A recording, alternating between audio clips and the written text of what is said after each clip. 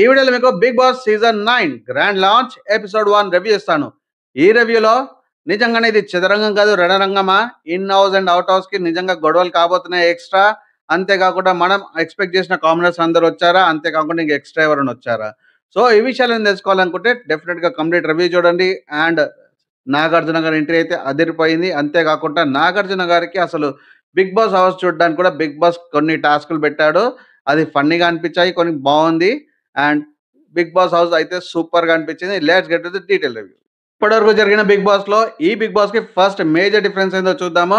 The first major difference వచ్చేసి ఒకటే house లో ఒకటే సీజన్ లో 2 హౌస్లు ఉండడము, ఇన్ హౌస్ లో అవుట్ హౌస్ ఉండడము.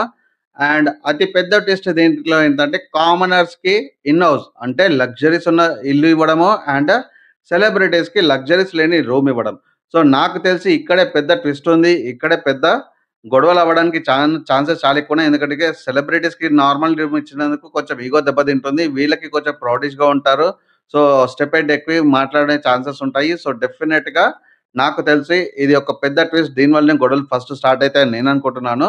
అంతేకాకుండా ఇక్కడ ఫస్ట్ టైం దీంట్లో మనకి లీడర్ కి సపరేట్ రూమ్ ఇచ్చారు, కెప్టెన్ కి సపరేట్ రూమ్ ఇచ్చారు. And let's get the details. First Nagarjuna గారి ఎంట్రన్స్ అదుర్స్ అనిపించింది. అంతేకాకుండా నాగార్జున గారు కామనర్స్ లో సెలెక్ట్ అయిన వాళ్ళని కాని వాళ్ళని ప్రతి ఒక్కరిని ఇండివిజువల్ గా పేరు పేరున పిలిచి మరి వాళ్ళ ఆట గురించి మాట్లాడుకుంటూ గ్రీట్ చేసుకుంటూ చాలా బాగా ఆడినని చెప్పుకుంటూ అడ్రస్ చేసుకుంటూ మాట్లాడింది. సూపర్ అనిపించింది. అండ్ నాకు తెలిసి కామనర్స్ లో ఎవరైతే సెలెక్ట్ కాలేదో ఇది వాళ్ళకు కూడా ఇది ఒక మైల్ స్టోన్. నాగార్జున గారితో మాట్లాడడం కానీ ఆ స్టేజ్ వరకు వెళ్ళడం అంటే not a normal thing. Definite గా ఇది ఒక సక్సెస్ అని అనుకోవచ్చు. డెఫినెట్ గా మేబీ అందరూ దీంట్లోకి రాలేకపోయినా కానీ ఇది నెక్స్ట్ స్టెప్ కి డెఫినెట్ గా దారి తీస్తుందని నేను అనుకుంటున్నాను. వేరే వాళ్ళకి ఇంకా డెఫినెట్ గా అంటే ఆల్రెడీ శ్రీముఖి కూడా ఒక హింట్ ఇచ్చి వెళ్ళింది, వీల్ మీట్ సూన్ అని చెప్పేసి. సో డెఫినెట్ గా వీళ్ళందరికీ రిలాక్సేషన్ కోసం ఒక 2-3 ఎపిసోడ్స్ వేరే మా పరివార్ నుంచి, జియో హాట్స్టార్ నుంచి కొన్ని అవకాశాలు ఉంటాయని నేను అనుకుంటున్నాను. మీకేమనిపించిందో కమెంట్ చెప్పండి. And first contestant Bigg Boss season 9 లో first contestant Tanuja Jio Hotstar లో సీరియల్స్ లో యాక్ట్ చేస్తుంది. అంతేకాకుండా రీసెంట్ గా జరిగిన కుక్ షోలో, ప్రదీప్ చేసిన కుక్ షోలో కూడా తను బాగా అలరించింది. అండ్ తన ఫ్యామిలీ గురించి వచ్చేసరికి సో వాళ్ళ ఇంట్లో వాళ్ళ ఫాదర్ కి సీరియల్స్ లోకి రావడం కానీ ఇండస్ట్రీకి రావడం కానీ ఇష్టం లేదని చెప్పడము.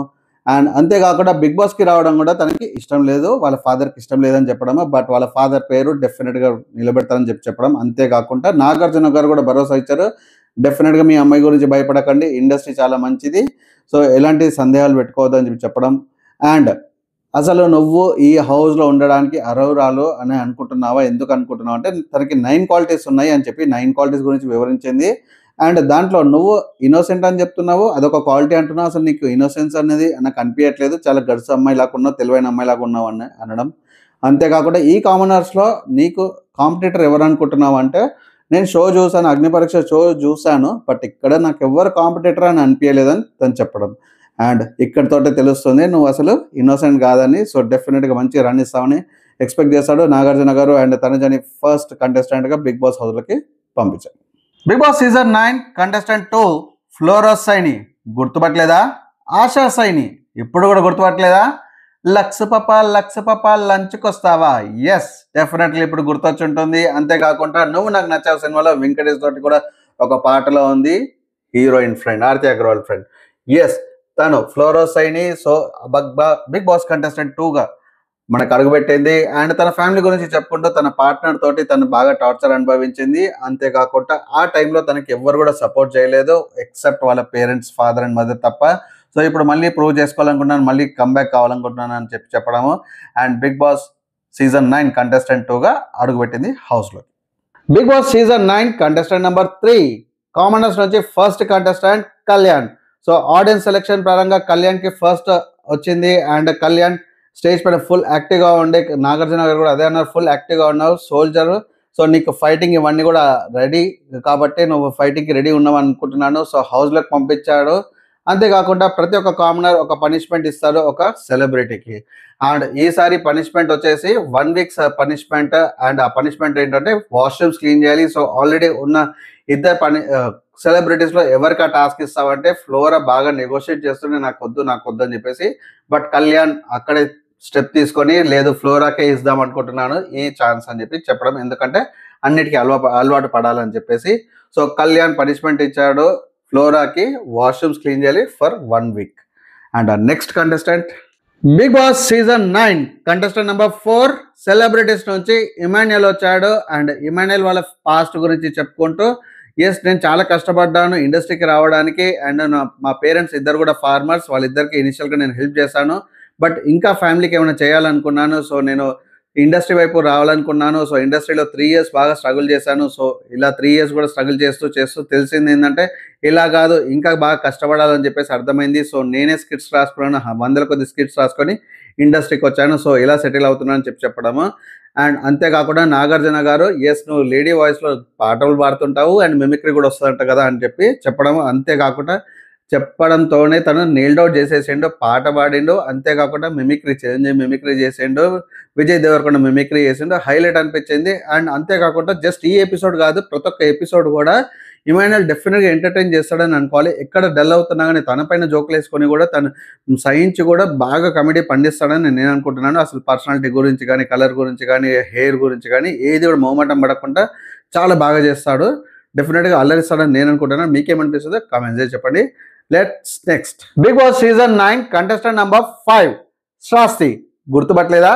ఓకే, జానీ మాస్టర్ కింద వర్క్ చేసిన కొరియోగ్రాఫర్. ఓకే, ఇప్పుడు గుర్తొచ్చి ఉంటుంది. సో చాలా ఇష్యూస్ వల్ల నా పేరంతా పోయింది. అండ్ నేను ఇప్పుడు అసలు రియల్గా నేను ఎలాంటి పర్సనో అందరు తెలుసుకోవాలని చెప్పేసి నేను ఈ షోకి వస్తున్నాను అని చెప్పేసి శ్రాస్తి ఎక్స్ప్లెయిన్ చేసుకుంది. తనకు కొరియోగ్రాఫర్ దేనికి చేసిందంటే శర్వానంద్ మూవీకి చేసింది, అంతేకాకుండా పుష్ప 2కి కూడా చేసింది శ్రాస్తి. సో డెఫినెట్గా తను అల్లరిస్తుంది, తన డాన్స్తో డెఫినెట్గా అల్లరిస్తుందని నేను అనుకుంటున్నాను. మీకేమనిపిస్తుందో కామెంట్స్ చెప్పండి. సీజన్ 9 6th కంటెస్టెంట్ కామనర్స్ నుంచి జ్యూరీ సెలెక్షన్ అని చెప్పుకుంటూ వచ్చారు. బిందు మాధవి వచ్చింది స్టేజ్ పైకి, అండ్ బిందు మాధవి అనౌన్స్ చేసింది హరీష్. సో కామనర్స్ నుంచి హరీష్ని సెలెక్ట్ చేశారు. ఇది జ్యూరీ సెలెక్షన్ అని చెప్పారు. సో ఫస్ట్ కొన్ని నచ్చలేదు, తన యాటిట్యూడ్లో కొన్ని థింగ్స్ నచ్చలేదు ఇప్పటికీ కూడా, బట్ ఎవరికి కూడా భయపడకుండా అన్ని కూడా చెప్తాడు. అండ్ ఎక్కడ కూడా అబద్ధం ఆడాడు, ఆయనకి అబద్ధం ఆడని తెలియదు. సో డెఫినెట్గా బిగ్ బాస్కి ఇది ప్లస్ పాయింట్ అవుతుందని తనని సెలెక్ట్ చేసినట్టు చెప్పారు. సో ఇక్కడైతే నాకు ఒకటే అనిపించింది, హరీష్ని డెఫినెట్గా ఆడియన్స్ కూడా సెలెక్ట్ చేస్తుంటారు, బట్ అది జ్యూరీ సెలెక్షన్ అని ఎందుకు చెప్పుకుంటున్నా నాకు నిజంగా అర్థం కాలేదు.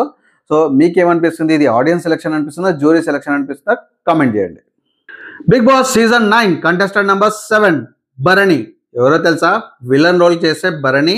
సో అన్ని సీరియల్స్లో చాలా విలన్ రోల్ చేస్తాడు. సో సాడిస్ట్ రోల్ లెక్క ఉంటుంది. ఈవెన్ తను చెప్పుకోవడం ఎలా అంటే తనని ఎట్లా పోర్ట్రేట్ అయిపోయాడంటే అన్ని రోజు అంటే ట్రూలా పర్సన్ కూడా ట్రూగా ఒక ఫోటోలు అడగడానికి కూడా భయపడుతుంటారు. నేను నిజంగానే విలన్ అనుకుంటారు, నా క్యారెక్టర్ అలాంటిది అనుకుంటారు, బట్ నేను నిజంగా చాలా మంచి పర్సన్ని, అది ప్రూవ్ చేసుకోవడానికి కూడా వస్తున్నాను అన్నట్టు చెప్పాడు. అండ్ తనకి ఒక పార్ట్నర్ తోటి తను చాలా ఇబ్బంది పడ్డాడు, దానివల్ల చాలా డిప్రెషన్లోకి వెళ్ళిపోయాడని చెప్పడము. అంతేకాకుండా ఇప్పుడు ఒక చైన్ తీసుకొచ్చాడు, ఒక బాక్స్ తీసుకొచ్చాడు. ఆ బాక్స్ నేను ఎవరికి చూపించాను, బట్ షోలకు తీసుకెళ్లాలంటే నాగార్జున గారు ఒప్పుకోలేదు. ఎందుకంటే ఏది కావాలన్నా ఫస్ట్ చూపించాలి, అది యాక్సెప్ట్ చేసి తీసుకెళ్లాలని. బట్ అక్కడ యాక్సెప్ట్ చేయలేదు, చూపించడానికి రెడీగా లేకుండే. లేటర్ అని మళ్ళీ చూపించాడు. అది వాళ్ళ మదర్ చైన్, తనకి సెంటిమెంట్ అని చెప్పేసి తనతో ఎప్పుడూ ఉంటుందని చెప్పడము. అండ్ బిగ్ బాస్ కూడా అలౌ చేశారు. సో ఇక్కడ భరణిని చూస్తే నాకు ఒకటే అనిపించింది, భరణి అండ్ హరీష్ ఇద్దరు ఆపోజిట్ టీంలో ఉంటే మటుకు డెఫినెట్గా వీళ్ళిద్దరికి టక్ ఆఫర్ ఉంటుందని నేను అనుకుంటున్నాను. ఒకటే టీంలో ఉంటే అయితే డెఫినెట్గా అది ఇంకో ప్లస్ పాయింట్ అవుతుంది వీళ్ళ టీంకి. బట్ ఆపోజిట్ టీంలో ఉంటే మటుకు డెఫినెట్గా వీళ్ళిద్దరికి బాగా గొడవలు అవుతాయని నేను అనుకుంటున్నాను. మీకేమనిపించిందో కామెంట్ చేయండి. Bigg Boss season 9 8th contestant Ritu Chowdary celebrities లిస్ట్లోంచి వచ్చారు. And Ritu Chowdary actual name Divya. So Nagarjuna గారు ఇక్కడ దివ్య అని పిలిచి బాగా ఇరిటేట్ చేస్తారు. అసలు నువ్వు దివ్య అంటే ఎందుకంత ఇరిటేట్ అవుతావని కూడా రీతు చౌదరిని అడిగారు. సో దివ్య అనేది ఒక చాలా కామన్ నేమ్. సో ఒక దివ్య అని చెప్తే 10 మంది లేస్తుండే, అటెండెన్స్ పిలిచినా దేనికి పిలిచినా కానీ. సో నాకు అది బాగా చిరాకు అనిపించేసి నేను పేరు చేంజ్ చేసేసుకున్నాను రీతు చౌదరిగా. సో ప్లీజ్ రీతు చౌదరిగా పిలవండి అని చెప్పడము, అండ్ మీరంటే చాలా ఇష్టం అని చెప్పడము. అంతేకాకుండా రీతు చౌదరి తన పాస్ట్ గురించి చెప్పుకుంటూ వాళ్ళ ఫాదర్ ఎక్స్పైర్ అయినప్పుడు బాగా డిప్రెషన్లోకి వెళ్ళింది అని చెప్పడము. అండ్ రీతు చౌదరి ఇండస్ట్రీలోకి అడుగుపెట్టింది ఫస్ట్ ప్రదీప్ మ్యారేజ్ షో ఒక ఎపిసోడ్ నడిచిండే, ఆ ఎపిసోడ్స్ నుంచి తను స్టార్ట్ అయింది. తర్వాత జబర్దస్త్లో ఉంది, తర్వాత మా పరివార్లో ఎన్నో షోస్లో కూడా వస్తుంది. సో రీతు చౌదరి తన గ్లామర్ తోటి తన మాటలతోటి డెఫినెట్గా అల్లరిస్తుందని నేను అనుకుంటున్నాను.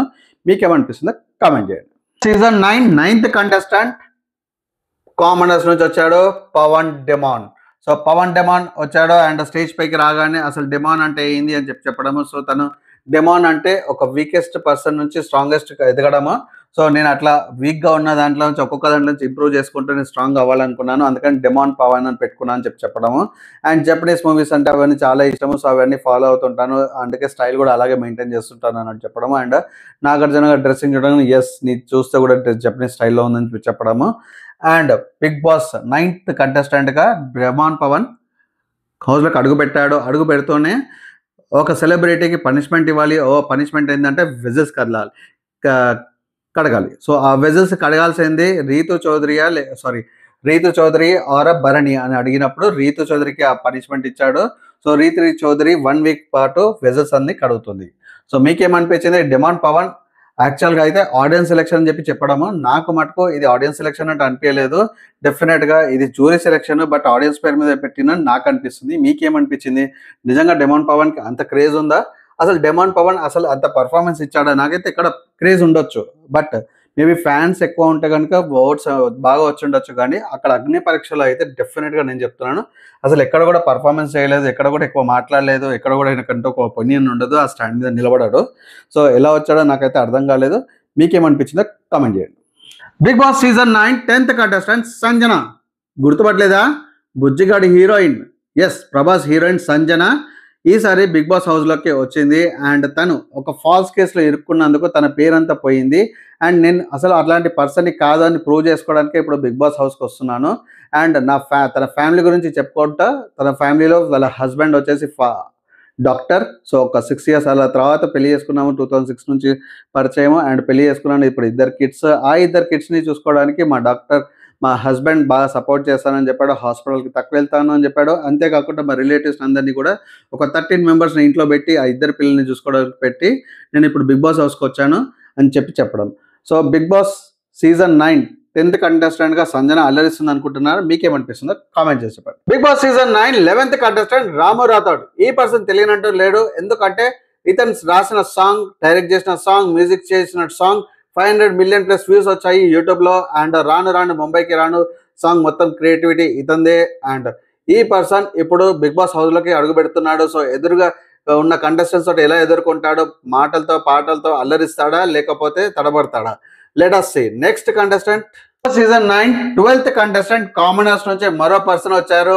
అండ్ ఈ పర్సన్ అనౌన్స్ చేయడానికి నవదీప్ వచ్చాడు. సో, నవదీప్ చెప్తూ వచ్చాడు లైక్ శ్రీజ దమ్ము ఇస్ ద రైట్ పర్సన్ అని చెప్పడము. అండ్ ఈ పర్సన్ కి రావడంతో 2 రెడ్ కార్డులు పడ్డాయి. అండ్ మాట్లాడేది ఎదురుగా సెలబ్రిటీ అని ఏం ఆలోచించలేదు. ఒక జీల్ కానీ లేకపోతే తనలో ఉన్న పట్టుదల, ఫియర్లెస్ మాట్లాడడం కానీ, ఈవెన్ శ్రీముఖిని కూడా ఎదిరించి మాట్లాడేసింది. సో, తనకి ఒక భయం అంటూ లేదు. కాకపోతే పాయింట్ టు పాయింట్ మాట్లాడుతుంది.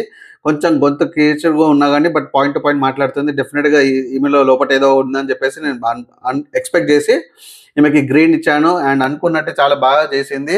క్రేజీ థింగ్ అండ్ జీల్ చాలా బాగుంది. ఆమె లూజర్ అని టాటూ వేసుకోవడానికి కూడా రెడీగా ఉండే, పర్మనెంట్ టాటూ వేసుకోవడానికి కూడా రెడీగా ఉండే. సో, అందుకనే శ్రీజ దమ్ము డెఫినెట్లీ హౌస్లో ఉండాలనుకుని మేము జ్యూరీ సెలెక్షన్ అని చెప్పాడు. బట్ నాకు అర్థమయ్యైతే ఆడియన్స్ కూడా శ్రీజ దమ్ముని సెలెక్ట్ చేసి ఉంటారని నేను అనుకుంటున్నాను. ఎందుకంటే అక్కడ స్ట్రాంగెస్ట్ పర్సన్, ఆ 15 మెంబర్స్లో స్ట్రాంగెస్ట్ పర్సన్ అయితే శ్రీజ దమ్మే అనిపించింది. మీకేమనిపించింది? ఇది ఆడియన్స్ పోల్ అనిపిస్తుందా, జ్యూరీ సెలెక్షన్ అనిపిస్తుందా? సో, కమెంట్ చేయండి. And Sreeja Dammu as a 12th కంటెస్టెంట్గా బిగ్ బాస్ హౌస్ సీజన్ 9లోకి అడుగుపెట్టింది. Bigg Boss season 9 13th contestant Suman Shetty. Suman Shetty comedian. So, ఒక 10-15 ఇయర్స్ కింద బాగా కామెడీ చేసేవాళ్ళు. సో, తెలుగులో బాగా సినిమాలు తగ్గించేశారు. సో, అందరూ మానేసాం అనుకుంటున్నారు మూవీస్. కానీ నేను వేరే లాంగ్వేజెస్లో భోజ్పురి, తమిళ్, మలయాళం, కన్నడ అలా డిఫరెంట్ లాంగ్వేజెస్లో చేస్తున్నాను. అందుకే బిజీ అయిపోయాను. బట్ తెలుగులో తగ్గింది. సో, ఇప్పుడు కంబ్యాక్ ఇవ్వాలనుకుంటున్నాను. మా ఫాదర్ ఎక్స్పైర్ అయినప్పుడు కొంచెం డల్‌గా డిప్రెషన్‌లోకి వెళ్ళాను. బట్ ఇప్పుడు రికవర్ కావడానికి మా ఇంట్లో వాళ్ళందరూ, మా వైఫ్, మా పిల్లలు, మా పేరెంట్స్ కూడా, మా మదర్ కూడా సపోర్ట్ చేశారు.